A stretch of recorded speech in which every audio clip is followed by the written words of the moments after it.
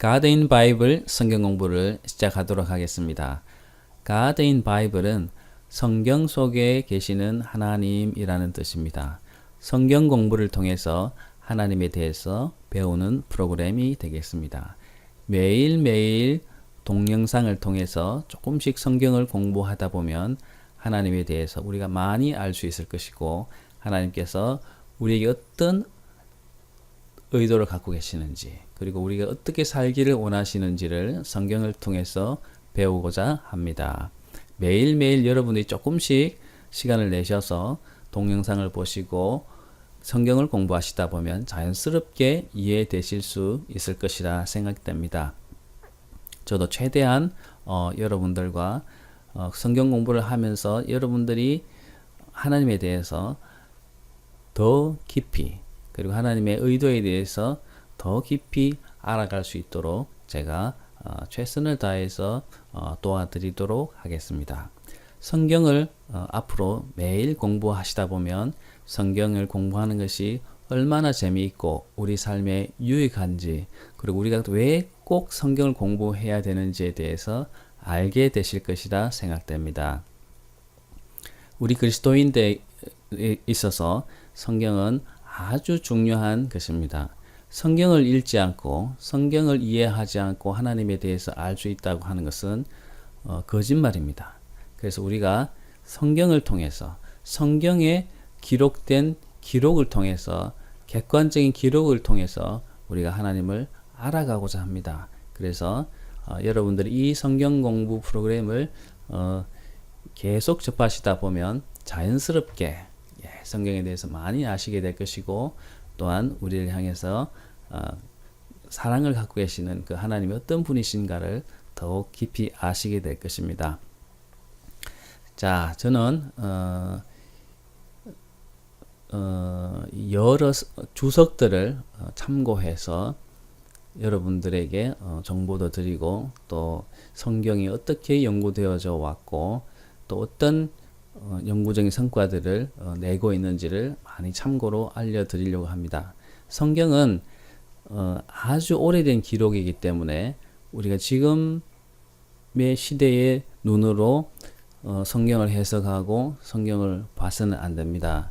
그래서 많은 고대적인 연구들을 필요로 합니다.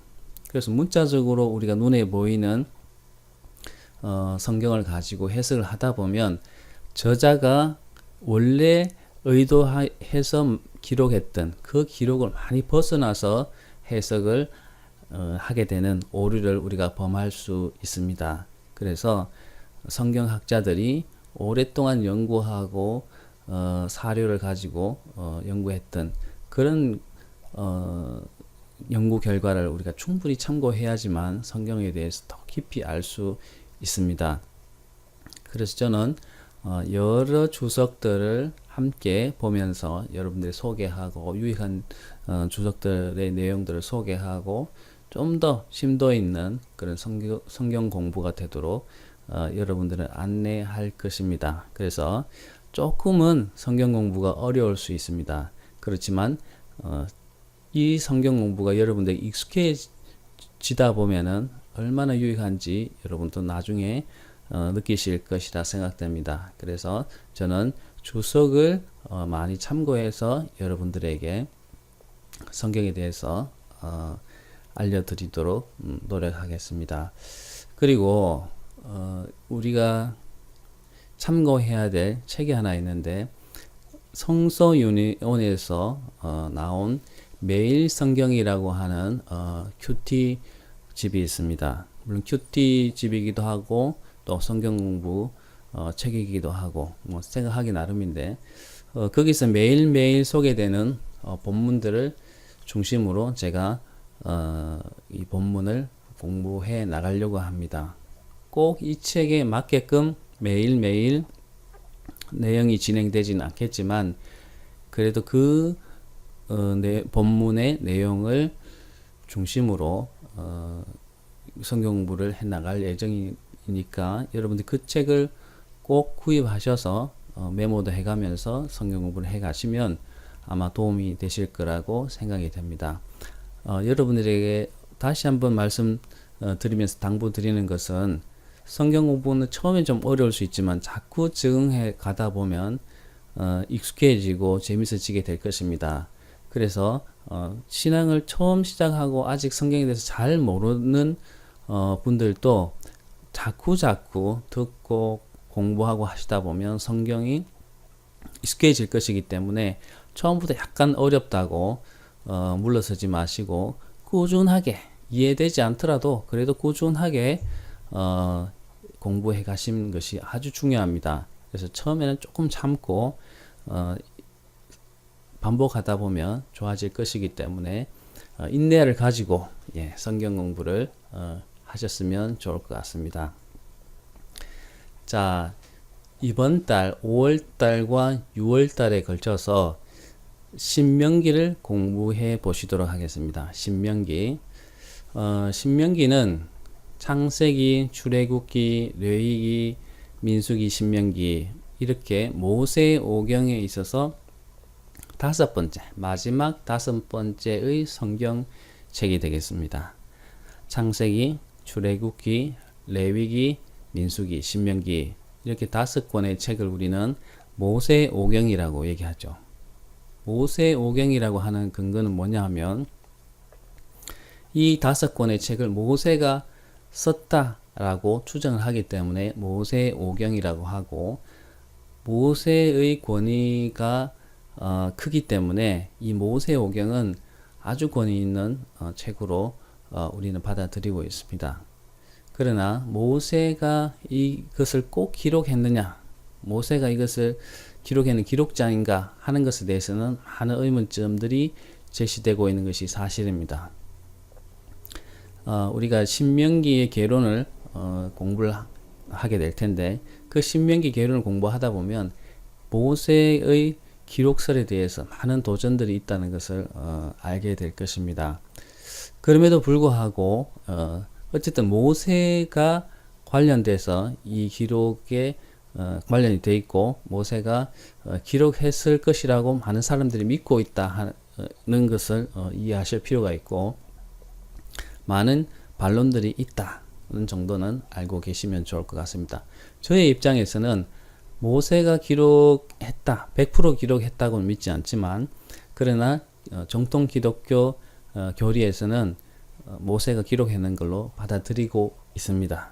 그러나 그렇지 않다라고 하는 문서서를 포함해서 그렇게 주장하는 쪽에서도 쪽에 주장도 어느 정도 일리가 있다라고 우리가 이해하시면 되겠고 어느 주장을 믿든지 간에 아무튼 이 기록이 이스라엘 역사에 있어서 아주 중요한 부분을 기록하고 있는 성경이다라는 것을 이해하시면 좋을 것 같습니다. 원래 이 모세오경은 하나의 두루마리로 해서 창세기 처음부터 신명기 끝까지 하나의 편으로 되어 있었습니다. 두루마리 편으로 되어 있었는데 이것이 너무나 방대하고 긴 내용을 기록하다 보니까 이 두루마리가 너무 무겁고 과거에 이 성경은 두루마리로 이렇게 기록해서 그것을 보관했기 때문에 그것을 보관하고 들고 다니기가 굉장히 어렵겠죠. 그래서 이것을 5권의 책으로 나누어서 분철해서 보관을 했었습니다. 그래서 이제 이 모세오경이 5개의 책으로 나눠지게 되었는데 그 5권의 책의 첫 단어를 따서 창세기, 출애굽기, 레위기, 민수기, 신명기의 제목이 원래는 붙었습니다. 그런데 이 신명기를 포함해서 이 책들의 제목이 바뀌어서 내려온 것이 이제 우리가 공부하는 신명기는 신명기로 바뀌었고 했던 것입니다. 그래서 원래는 그 5권의 책이 연속되는 책이었는데 그 책이 5권으로 분철이 됐고 그 구분하기 위해서 첫 단어가 그 성경의 제목이었는데 그 후대에 내려오면서 그 내용의 중심으로 그 제목이 바뀌어졌다 하는 것을 이해하시면 좋을 것 같습니다. 자, 그러면 저 이제 앞에 모니터를 보시면 신명기가 이제 이렇게 보면은 네 부분으로 세 부분이죠. 세 부분으로 이제 구분을 할 수가 있습니다. 모세의 첫 번째 권고, 두 번째 권고, 세 번째 권고 이런 식으로 우리가 구분을 할 수 있는데요. 성경을 공부할 때는 성경의 예를 들어 신명기 같으면 신명기 전체 34장을 내용을 정확하게 구분해서 내용을 이해하고 그 내용이 우리가 공부하는 본문의 내용이 전체의 구조 속에서 어떤 부분을 차지하고 있구나라고 이렇게 이해하고 성경을 공부하는 것이 성경을 이해하는 데 대단히 중요합니다. 그래서 성경을 공부할 때 구조적으로 먼저 구조적인 이해를 하고 나서 성경 본문 하나하나를 세세하게 공부하는 것이 중요합니다. 그래서 제가 공부하면서 이런 구조적인 문제를 대단히 중요하게 다루게 될 것입니다. 그거는 조금 이따가 제가 말씀드리고 신명기의 개론에 대해서 한번 공부해 보겠습니다. 자, 앞에 보시면 이 내용을 담고 있는 이 내용은 에버노트라고 하는 프로그램을 통해서 제가 성경을 정리한 것입니다. 그래서 이것을 화면에 보면서 앞으로 공부하게 될 것인데, 자, 보시면은 신명기 해설이라고 하는 부분이 보이죠. 신명기 해설 보면은 독일 성서공회, 헤세드 레마 이렇게 나오죠. 독일 성서공회라는 것은 독일 성서공회에서 펴낸 성경책이 있습니다. 독일 성서공회에서 주해를 달아서 만든 성경책이 있는데 그 성경책의 주해 부분을 주석 부분을 제가 가져와서 여기에 입력해 놓은 것이고, 밑에 보면 헤세드 레마라고 하는 주석이 있는데 헤세드 레마라고 하는 그 주석의 주석 내용을 갖고 온 것입니다. 헤세드 레마 그리고 또 호크마라고 하는 주석이 아마 저희들이 공부하게 될 내용의 주된 주석의 내용이 그 두 가지 주석이 주된 주석이 되겠는데, 이 주석은 보수적이면서도 보수 정통적인 주석책이 되겠습니다. 그리고 여기 독일 성서공회에서 나오는 주석은 독일계의 계통의 그 신학적인 흐름을 잘 보여주는 주석책이 되겠습니다. 그래서 이 독일 쪽의 신학과 또 보수 정통적인 그런 신학적인 흐름을 좀 참고해서 비교해가면서 여러분들에게 앞으로 계속 소개해 드리면서 성경 공부하게 될 것 같습니다. 그래서 다양한 주석책을 좀 더 참고해서 여러분들에게 소개해 드리려고 합니다. 자, 그러면은 신명기의 개론에 대해서 한번 공부해 보겠습니다. 자, 신명기 아주 개론에 되는 부분인데 한번 보겠습니다. 신명기는 모세가 죽음을 맞이하기 전에 하나님께서 이스라엘에게 주셨던 여러 가지 명령들을 재강조함으로 이스라엘로 하여금 하나님을 향한 경건한 신앙심을 굳건하게 하고자 쓰여진 책이다라고 하는 내용 보이시죠? 여기서 헤세드 레마라고 하는 주석의 신명기 개론에 관한 내용입니다.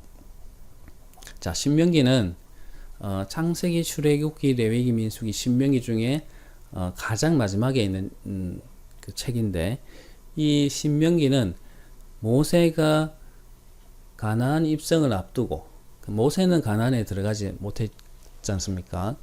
여호수아가 들어갔는데 모세가 그렇게 바라던 가나안에 들어가지 못하게 됨으로써 이스라엘 백성들에게 아쉬운 마음을 가지고, 그리고 광야에 다 죽었던 모세 당시에 거역했던 그런 백성들은 다 죽었고, 거기에서 새로 난 이스라엘 백성들이 이스라엘로 들어가기 전에 그들이 하나님에 대해서 깊이 보지 못했기 때문에 이스라엘에서 경험했던 이 모세의 경험들을 다시금 그들에게 전해주면서 가나안에서는 이렇게 살아야 되고 하나님께서는 그들에게 이런 뜻을 갖고 계신다라는 것을 풀어서 그들에게 말씀해 주셨던 그런 내용들을 다루고 있는 책이 되겠습니다. 그래서 여기 보면 이스라엘에게 주셨던 명령들 재강조했다고 나오죠. 예를 들면 율법이라든지 또 십계명이라든지 이런 내용들이 그 앞에 기록되어 있는 부분이 있지만 신명기에서 그 앞에 부분을 다시금 반복해서 광야 이전에 출애굽을 경험하지 못했던 그 젊은 세대들에게 하나님의 명령을 전달하고 있는 책이다. 이렇게 보시면 정확할 것 같습니다. 자, 이러한 이유 때문에 신명기에는 많은 율법과 교훈들이 나열되어 있고요. 그 백성들이 그 전에 겪었던 여러 사건들이 기록이 되어 있습니다. 그래서 창세기에는 창세기 11장 10장 11장 그 전까지는 원역사라고 해서 그 이스라엘의 역사 이전에 아주 이전의 역사를 기록하고 있죠. 창세부터 타락까지 노아의 이야기라든지 이런 이야기 아주 고대의 그런 이야기를 기록하고 있는데 그 백성들이 이제 처음 하나님으로부터 부르심을 받았던 아브라함의 이야기 시작되는 것이 11장 12장의 이야기거든요. 그러니까 창세기 그 이전의 원역사 이후에 아브라함의 이야기가 이제 시작되는 그때에서부터 그의 아들 이삭과 야곱의 이야기 그리고 요셉의 이야기가 끝이 나는 것이 창세기 끝이 되거든요. 그 출애굽기는 그들의 후손들이 이집트로 들어가서 그 왕의 선대를 받고 거기서 살아남았지만 그들을 모르는 왕이 다시 등극을 하면서 그들이 거의 노예 수준에 전락하게 됩니다. 그래서 그 노예의 착취를 당하면서 그곳에 머물러 있었지만 하나님께서 그들을 기억하시고 그들을 하나님의 백성으로 불러내시거든요. 그 불러내시는 역사가 출애굽기에 있습니다. 그래서 출애굽기로부터 그들이 탈출해서 그 다음에 그 시내산에 이르게 되고 그 시내산에서 하나님과 언약 계약을 맺게 됩니다. 그에서 그들은 하나님의 백성이 되고 하나님 그들의 하나님이 되셔서 온전한 한 나라를 이루게 되죠. 그래서 시내산의 언약이 거기 출애굽기에 기록이 되어 있는데 그 출애굽기의 그 내용들이 사실 여기서는 시내산의 언약과 맞물려서 반복되어서 그들이 하나님의 명령으로 다시 전달되고 있죠. 그런 면에서 여러 명령들이 다소 반복되면서도 발전된 그런 내용을 가지고 있습니다. 아무튼 신명기는 레위기서 거기에 보면 율법이 시내산의 그 명령들이 레위기에 또 기록이 되어 있거든요. 그 레위기에는 제사의식과 또 그들이 가나안 땅에서 살면서 지켜야 되는 그런 율법들이 기록이 되어 있습니다. 그래서 레위기의 내용들이 반복되어 있고 거기서 시내산에서 율법을 받고 그들이 다시 길을 떠나서 이제 가나안에 들어가기 위해서 가데스 바네아로 가게 되죠. 그래서 가데스 바네아를 갈 때까지 또 많은 무수한 사건들이 있었는데 거기에는 이제 신명기의 기록이 민수기의 기록이 되어 있죠. 그 민수기의 기록들도 요약되어서 신명기에 기록이 되어 있습니다. 그래서 신명기를 자세히 읽고 공부를 해보면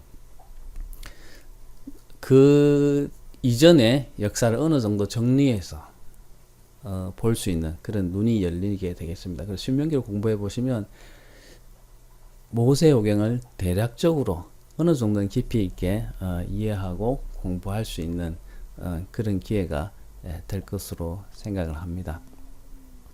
자, 그래서 신명기에 대한 이해를 위해서 먼저 레위기에 대한 올바른 이해를 전제로 한다고 하죠. 그래서 레위기에 있는 그 율법에 관한 이야기들이 반복이 되고 있기 때문에 이렇게 얘기할 수 있는 것이 되겠습니다. 자, 여기 보면은 그 신명기 신학적 논쟁인 모세의 저작설에 관한 이야기들이 많이 그 도전을 받고 있다라는 뭐 그런 이야기가 되겠습니다. 자, 한번 넘겨서 보도록 하겠습니다.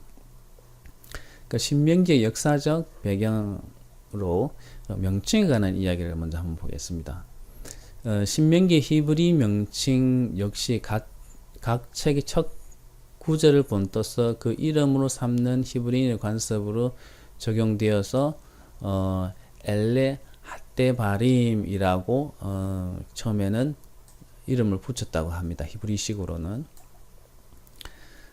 무슨 말인지 아시겠죠? 원래는 모세오경이 길게 한 권의 책이었다는 거예요. 그런 책이었는데 편의를 위해서 5권으로 분리를 했었고, 그 5권에 분리된 그 책의 첫 구절을 따서 그 책의 이름을 지었다는 얘기입니다. 그래서 신명기도 엘레 핫데 바림이라고 하는 히브리 이름을 갖고 있었다는 얘기입니다.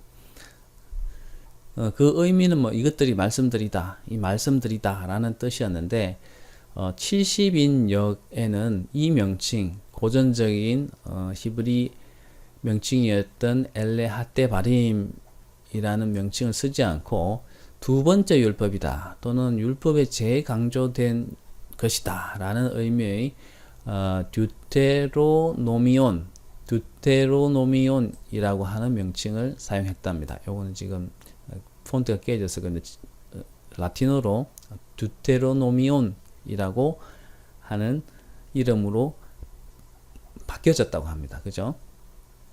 자, 70인역에 대한 또 이제 이해를 조금 하실 필요가 있죠. 70인역. 70인역은 어떤 역을 말하냐 하면은 원래 성서는 저자가 사용했던 그 언어가 있죠.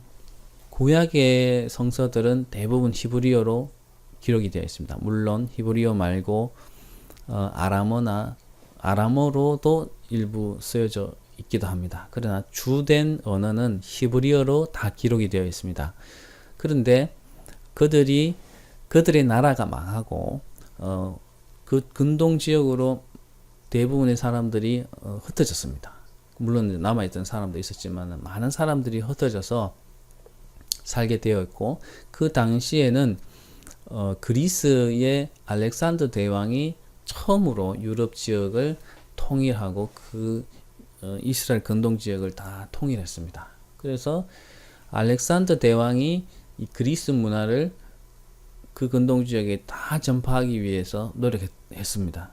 그래서 그리스어가 그 당시에는 공용어가 되었고, 그리스어를 모르고서는 세계 문화를, 그 당시의 문화를 받아들이고 그것을 누리는 것이 불가능했죠.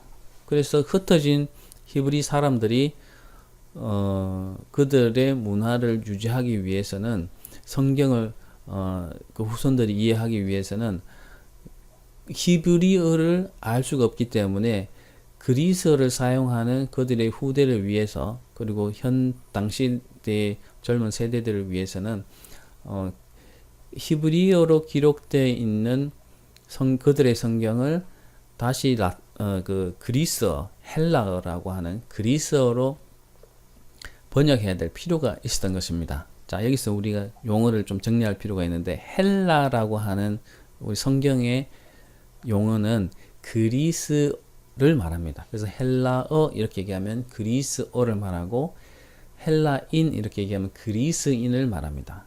그리스 문화가 당대에는 아주 최고의 문화였기 때문에 우리가 그리스어, 헬라어의 영향을 받아서 우리가 많이 사용했었고, 그 신약은 모두 헬라어로 기록이 되어 있습니다. 그래서 과거의 그들의 히브리어 성경을 헬라어로 번역해야 될 필요가 있었던 거죠. 그래서 번역된 헬라어 구약이 70인역이라는 것입니다. 근데 이제 여기서 우리가 문제가 따르는 것이, 그러면 이 70인역이라고 하는 이 성경이 어떤 사람들이 또 어디에서 어떤 계획과 목적을 가지고 권위를 가지고 성경을 번역했는가에 대해서는 알려져 있지 않다고 하는 것입니다. 그래서 70인역 우리가 연구하고 있지는 않지만은 성서학적으로는 대단히 중요하기 때문에 70인역을 많이 참고를 하게 되는데, 이 70인역이 어떤 권위 있는 단체나 사람들 또는 어떤 계획을 가지고 된 것은 아니라는 것인데, 근데 신약에 인용되고 있는 기록들, 바울이나 또 사복음서에 기록된 그 기록들은 또한 70인역 헬라어 성경을 따라서 기록하고 있다는 거거든요. 그렇기 때문에 그 의미는 대단히 중요함에도 이 70인역의 성경이 어떻게 번역이 됐고 기억이 되는가는 잘 모른다는 것이죠. 네, 그런 좀 어려움이 있다는 것을 이해할 필요가 있습니다.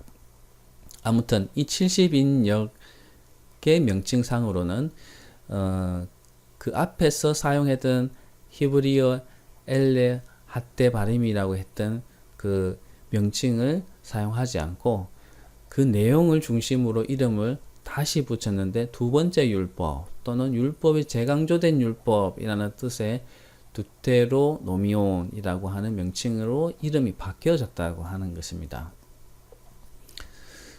그래서 이 명칭은 불가타역에서 본떠서 두테로노미움이라고 불렀다는 거 한데, 불가타역은 그럼 또 뭘까요? 불가타역은 성서의 언어가 70인역을 우리가 봤을 때는 히브리어와 구약이 히브리어와 헬라어까지 이제 번역이 됐죠. 근데 이것이 로마의 언어인 라틴어까지는 이제 번역이 되지 않았습니다. 그런데 이제 이 라틴어까지 번역된 이 성서가 이제 불가타역이 되겠습니다. 그래서 불가타역 성서에는 두테로노미움이라고 해서 완전히 이름이 이제 고정화되었다는 거죠. 그래서 영어 성경이나 후대의 모든 성경들이 70인역의 이제 이름을 따라서 두테로노미라고 해서 신명기를 부르고 있다는 것이고요. 우리나라 성경도 이런 의미를 따라서 신명기라고 우리가 한다는 것입니다. 이 신명기 할 때 이 신자는요, 거듭 신자예요. 거듭 신자. 예, 거듭된 명령이라는 뜻이죠. 다시 명령을 율법으로 해석하거나 모세의 명령 이렇게 뭐 해석한다고 한다면은 거듭된 율법 또는 거듭된 모세의 명령 이렇게 될 수 있겠죠, 그죠? 왜냐하면은 모세가 그 백성들에게 가나안에서는 이렇게 살라라고 권면하는 그런 말들이 중복해서 그 앞에 기록도 있지만은 다시금 여기에서 중복해서 말하고 있기 때문에 거듭된 명령이다 이런 의미를 써서 신명기라고 이름을 우리 한글 성경에서는 하고 있다는 거죠. 그래서 신명기라는 이름은 두테로노미온 또는 두테로노미라고 하는 그런 의미를 우리는 같이 따라서 이름을 붙였다고 이해하시면 되겠습니다. 자, 아무튼 이제 그 이름에 관한 명칭에 관한 이야기는 이 정도로 이해하시면 좋을 것 같고요. 자, 저자는 그러면 누구냐? 전통적인 보수 신학에서는 그냥 모세로 보겠습니다. 여러 증거가 있죠. 뭐 이제 뒤에 가면 나오겠지만은 신명기 자체의 증거도 있고 신약적인 증거, 예를 들면 또 예수님의 증거, 예수님이 모세의 글에 이렇게 또 말씀하는 본문이 있는데, 그렇다면은 예수님도 이 모세오경을 모세가 기록했다라고 간접적으로 인정하시는 것이 되겠죠. 뭐 그런 근거들을 들어서 이 신명기의 저자는 모세다 이렇게 볼 수 있다는 것이죠. 그래서 보수 전통적인 그런 신학에서는 모세 오경의 저자 모두 다 모세다 이렇게 보고 있습니다. 자, 그러면 이 수신자는 누구냐? 수신자는 당연히